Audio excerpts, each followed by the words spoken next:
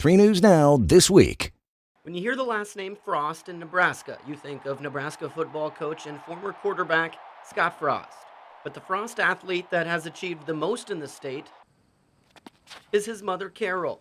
The Cornhusker State Games named Carol, who is 76 years old, the Female Athlete of the Year after her shot put and discus throws at the games this summer set national records. I hold the national record for the shot and discus and javelin for 65, for 70, and now for 75. Carol's path has been pretty remarkable so far, so let's take a trip down memory lane. In high school in Cedar Rapids, Nebraska, the only sports for girls were basketball and softball. A teacher at the school noticed there was quite a bit of talent for another sport. And he decided that he would start a track team, which was unheard of at that point. A few of the athletes went to the Junior National Olympic Games in Los Angeles, California, a long trip from Nebraska. Carol competed in the hurdles and half mile. She didn't do so well, but would go on to finish second in both the shot and discus.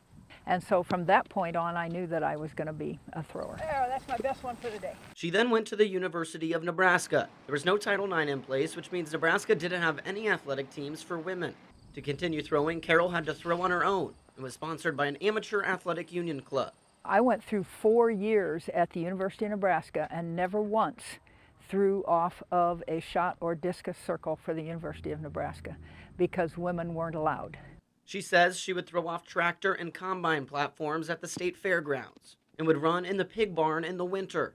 Her first international trip came in 1965.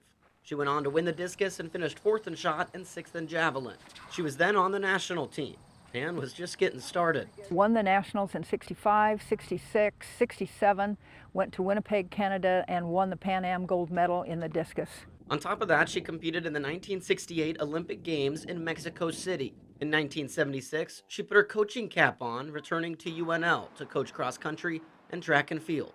My first team, we had about 4 or 5 kids is all. 2 people got $250 scholarships. That was it. And by the time we left, 4 years later, Title IX had started to take effect. I was able to give full ride scholarships. We had won the Big 8 indoor, we won the Big 8 outdoor, and finished second in the nation indoors. She coached high school football with her husband Larry for many years.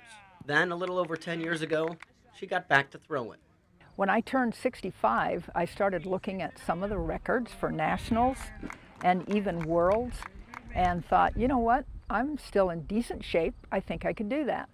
She's been breaking record after record. At age 70, she competed at the World Masters in Lyon, France. Made a trip out of it, went to Paris, went to Normandy, went to Venice, went to Rome, did all the good things. And in between all of that, I won the discus, I won the javelin, and I lost by 3 centimeters to an Austrian in the shot. Not forgetting that one, are you? No, I'm not forgetting that one. She says she's been able to continue throwing because of her commitment to staying in shape year-round. I ride my bike, I do the elliptic, I lift weights, walk my dog 5 miles a day, so it's just a commitment to being healthy. So what does she have her eyes on now? I would love to go back to a world championship and see what I can do. Of course, I had to ask, who has a better arm, Mom or Scott? Well, he can certainly throw it further than I can, but I'll take him on in a free throw contest any day. For Positively the Heartland, I'm Zach Williamson. And the hardest thing in my entire life was looking into his big brown eyes and seeing him hurting. Grabbing a toddler by the wrist, yanking him by the ankle, and dragging him across the floor.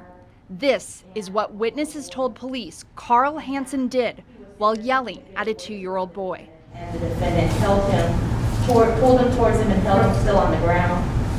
He could be heard yelling, "I'm not doing this with you again." We want it to be known that the incident itself was traumatic enough for him, but that we were also uninformed of what all occurred until 21 days later. While the mother spoke, Hansen kept his head down. His wife and co-owner of Rosewood Academy looked away. Your Honor, in this case, Mr. Hansen lost his cool with a 2-year-old. 12 months probation with 3 conditions. 1, no drug or alcohol use. 2, Hansen must complete an anger management course. And 3, he cannot be alone with children who are not related to him. It was a spur of the moment, 10 to 15 second interaction in which the child suffered no physical injuries. While Hansen's attorney stated he has no history of drug or alcohol abuse, the only condition his attorney asked the judge to remove was to allow him to be alone with children who are not family.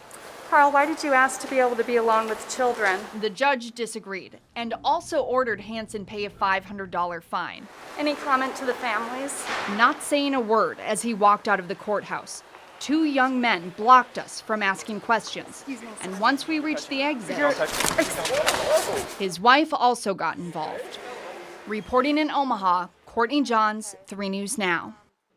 Hospital capacity is at a breaking point. We've really been really beyond what the comfortable capacity has been for several weeks now. And I think that the next concern is, do we have to go into what's termed crisis capacity? Local physicians say they're worried they may have to start triaging healthcare resources. They say that when hospitals are at capacity, it's patients with non-COVID related needs that suffer. Earlier this month, Governor Ricketts announced the Transfer Center for Hospitals. The 24-hour call center works to locate available beds for patients needing a higher level of care. Columbus Community Hospital says the center has worked fairly well for their organization, but many medical centers are full of non-COVID patients and unable to accept their transfers. Other hospitals, like Bryan Health, say it's not working. To be rather frank, I don't think it's working out as well as intended. The previous time it was opened, it was kind of managed by CHI, actually right over in St. Elizabeth's, and now it's being handled by Naomi, the company that was behind Test Nebraska. And there are some issues. Physicians say the call center's ability to transfer unstable patients simply doesn't exist. They're not being helpful in the transferring of and finding a home for unstable patients, which obviously many of the COVID patients were the type of transfers that happen to a tertiary center like Bryan are typically unstable in one capacity or another. In a statement to 3 News Now, Nebraska Department of Health and Human Services says if a patient has been determined that every second matters, transport might pose a delay in treatment that would likely result in a fatal outcome, and the center will not transfer. They add a patient can be in critical condition and still stable enough to transport. Reporting in Omaha, Alyssa Curtis, 3 News Now. There was no mistaking Air Force One. For Nebraskans, the surprise of Air Force One landing at Offutt Air Force Base on September 11th showed the weight of that awful day. Bush headed to Barksdale Air Force Base in Louisiana, but he couldn't communicate with everyone he needed at the same time, so he headed to Offutt, where he could. In such an uncertain circumstance, the thought was we got to get the president somewhere safe and somewhere where he can communicate. Dr. Mark Kyrus was an Army officer serving as a special assistant to the commander of STRATCOM. Civil aviation had been shut down. To see those fighters come in, it was kind of a bit of a shock. Many at STRATCOM, including then Air Force Staff Sergeant Michael Suglia, were pulled off an annual exercise for nuclear forces after the attack. My supervision basically gave me a task to call around to the other warfighting combatant commands and ask status, make sure everybody was available. What I didn't realize at that point, that was most likely building the briefing for President Bush. Kyrus was at the president's briefing. That's like something out of a movie. You know, you see that on television shows or movies, but to be there and have actually been, like I said, about 40 feet away from the president when all of that was going on, I will always remember that day. After the update, Bush was led to an underground room at the old STRATCOM headquarters where he could video chat with his national security team. Bush stayed only 90 minutes before heading back to Washington, but he left an impression.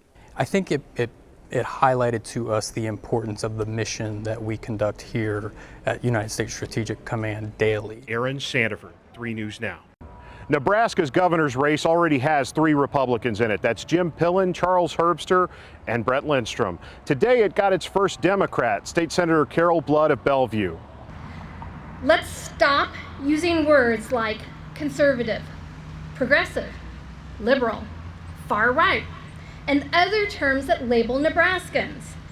So today I say, let's get back to our roots and use words like Nebraskans, friends, neighbors.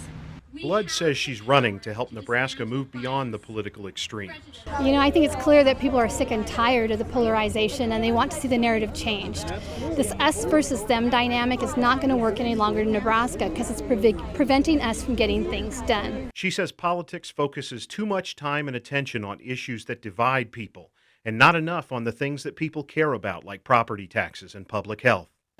I know that when Nebraska stands together and we work on issues and conduct ourselves in ways that create change for the better, our lives do get better. Nebraska Democrats like Blood face an uphill battle. The state last elected a Democrat governor with Ben Nelson in 1994. Republicans hold a registration advantage of more than 220,000 voters. Blood's message was aimed at Nebraska's growing bloc of nonpartisans. But the GOP is paying attention. They posted an attack ad online before she announced. It criticizes her previous opposition to a bill restricting some abortions. In a statement, they also called her out of step with her Sarpy County district. They said they would share more soon about her record. Blood, asked about the ad and the attacks, called them half-truths and lies. We have so many issues that are being ignored, and the reason they're being ignored is because they're hearing false narratives about issues that really don't exist. Aaron Sandiford, 3 News Now. Our hearts are broken. I'm out here because of the sacrifice, the ultimate sacrifice made by one of our heroes. Corporal Dagan Page, one of the 13 U.S. service members who lost their lives in the suicide bombing at the Kabul airport, has officially returned home to Omaha. And today the community is turning out in droves to pay their respects to Corporal Page and his family, lining the streets as his casket made its way from the Epley airfield to the Bremen mortuary. Now, Corporal Page's family sent out a heartfelt thank you to all the people who came out to pay their respects. In a statement, the family says, "Omaha, you never looked better." They say it was an amazing honor to bring him home into the open arms of his hometown. The statement also goes on to say, "We want to know we saw all of you, from the police officers, firefighters, service members, school children, the Patriot Guard riders, and all the others who showed up to honor the young Marine who made the ultimate sacrifice." The family says, quote, "Dagan would have been amazed." And we're live tonight to walk you through the day's events, from the moment the wheels touch ground through the somber procession in the streets of Omaha. But we begin tonight with 3 News Now reporter Jessica Edson, who is live at Bremen Funeral Home, where preparations are being made for Corporal Page's ceremony. Yes, Vanessa, like you said, those preparations are being made. But earlier today, there was a huge crowd of people out here to honor Corporal Page and welcome him as his remains are being returned home and as his family were on their way here. I mean, there were hundreds, if not thousands of people lining 144th Street, and it was so quiet. I have never heard a crowd go so quiet so quickly whenever he rounded the corner. Now, a lot of the people that I talked to today all had kind of a similar message. They wanted to honor the corporal and support his family. But one of the interesting things was there was a lot of people in the crowd who actually are military, or they have family members who are in the military. In fact, one woman that I spoke to, her grandson just got back from Afghanistan, and she said she cannot even imagine what Corporal Page's family is going through today. They just must be the bravest people I know right here in Omaha right now. So, and his family and his friends, and I don't know. Now, funeral preparations are being made here, but the actual ceremony is going to be a week from today at St. Paul's Lutheran Church. And then afterwards, Corporal Page will be finally laid to rest at the Omaha National Cemetery. Reporting live in Omaha, I'm Jessica Edson with 3 News Now. All right, and now let's turn to 3 News Now anchor Courtney Johns, who was there at the Epley airfield when Corporal Page's remains landed. She joins us now live with the latest on his return home. Good evening, Courtney. Vanessa, we watched most of this from a distance, being on top of this garage parking lot over at Omaha's Epley airfield. But when it really hit us was when we saw the procession, which went down this road on Abbott Drive. We saw hundreds of people driving down this road, whether it was trucks, cars, or motorcycles. And the only thing more impressive than the line of vehicles going down that street was the line of people that were waiting to greet the family, to show them what this meant for them and to honor Corporal Page. This clearly touched both Nebraska and Iowa, with Corporal Page growing up in Red Oak, Iowa, and then graduating from Millard South in 2016. From there, he joined the Marines. He was in the 2nd Battalion, 1st Marine Regiment. That group was also known as the Professionals, and he was stationed at Camp Pendleton, which is in California. Of the 13 people who died in that Kabul bombing, 10 of them came from Camp Pendleton. Now, the 2nd Battalion, 1st Marine Regiment has 3 questions that they ask themselves. They ask, have I gotten stronger? Have I learned anything new? And are my Marines ready? From there, they say the professionals will be ready. I think we really saw that today in the community as they all came together to thank Corporal Dagan Page and his family for the sacrifice he made and the impact that he had on this community and the country. Reporting live in Omaha, Courtney Johns, 3 News Now. And hundreds of Patriot Guard riders gathered to participate in Corporal Page's journey home. 3 News Now reporter Isabella Basco was there and learned more about the group's important role today. Well, Vanessa, emotions were running extremely high today as hundreds of Patriot Guard riders were prepared to say goodbye to Corporal Page. Now, I'm told that well over 500 riders joined in, traveling from all over Iowa, all over Nebraska to say their goodbyes and honor him. One ride captain with the Nebraska Patriot Guard is a friend of Page's father and says this community is suffering a major loss, and he hopes that this motorcade provides some sense of comfort. It's more just of an honor. It's an honor to be able to pay our tributes and our respect to the heroes themselves and of course their families. They deserve to know that they weren't lost for nothing and that they're not going to be forgotten. They're not going to be forgotten today. They're not going to be forgotten next week. Now, due to safety concerns, the Omaha Police Department chose not to escort the riders, so motorcyclists were required to follow traffic signals. Now, the Omaha Police Department escorts was limited to Marine Corps limousines as well as family limousines. Live in Omaha, Isabella Basco, 3 News Now. And this is video of the procession right as the hearse was leaving Epley Airfield. A group of Marines transferred Page's remains off the plane and into the hearse. It was a somber event with Page's family close by. And here's the route the procession took. That route started at Abbott Drive in Locust, and that's where our reporter John Kipper was as well. It then drove through Omaha, exiting on L Street and heading toward 144th Street.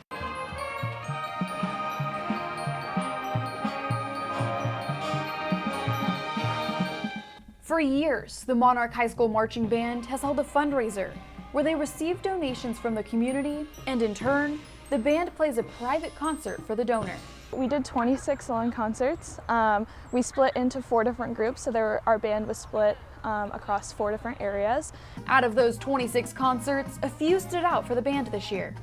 We did that at Papillion Manor. That was really awesome. I love seeing the old people there. They're very sweet. A lighting up in their eyes, you know, like they recognize the song. They're so excited that we're there playing for them, and I think that they really value us coming and spending our time with them. They're just so excited and like they plan like for it, and it's so cool to see people like really appreciate it. There's always one at Rumsey Station, and kind of like the whole neighborhood gets together, and there's like the Kona Ice Truck was there this year, and everybody brings their lawn chairs and is hanging out and listening to the music all together. This fundraiser may be fun and memorable for those watching, but band members know how important each donation is for them. A lot of our larger instruments, like the tubas and the baritones, they're very expensive for somebody to just go out and buy for their kid. So it's a lot easier for them to rent it, and so we are able to use that money to help kids be in band who thought, well, we can't afford an instrument and we can't be in band. So it helps, I guess, open the program to more people. Without our families and our friends and their neighbors helping us, like we wouldn't have the program that we have. So it's really amazing to be able to give back to them and like see them just so happy that we're there. For Positively the Heartland,